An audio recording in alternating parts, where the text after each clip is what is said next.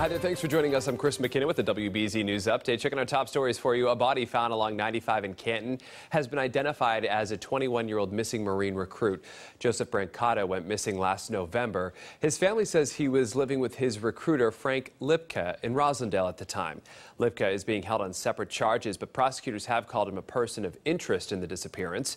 An autopsy was performed yesterday, but officials have not yet determined the cause and manner of his death. The husband of former state Senate President Stan Rosenberg, indicted on sexual assault charges. Brian Hefner is facing 10 felony charges, including sexual assault, distributing nude photos without consent, and lewd behavior. Senator Rosenberg released a statement saying in part that these are serious charges. A Jeep slammed into a Plainville home today. You can see the SUV took out part of the front of the house, which is up for sale. No one was home at the time. The driver was taken to the hospital with minor injuries. The Jeep was lifted out of the house and towed away.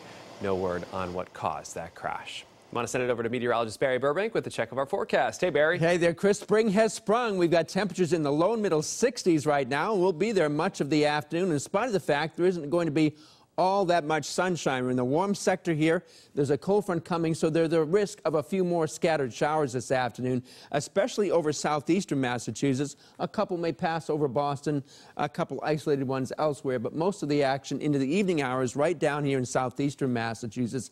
Then it clears up overnight. We have a big full moon tonight as well. The second full moon of the month. It's called the blue moon when it's the second full moon, otherwise known as a sap moon.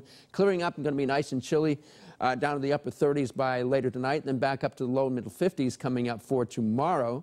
As far as Easter goes, looks like we're going to have not as warm as this Easter was last year. Last year, Easter was 86 degrees. It isn't going to happen this time around. We're going to have temperatures mostly in the middle 50s on Easter Sunday, midday or early afternoon, then getting colder later in the day.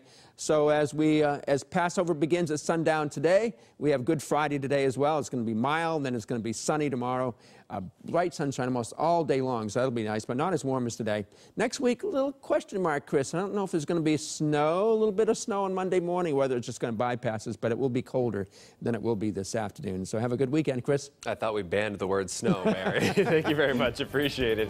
I'm Chris McKinnon. This has been a WBZ News Update. Have a great day.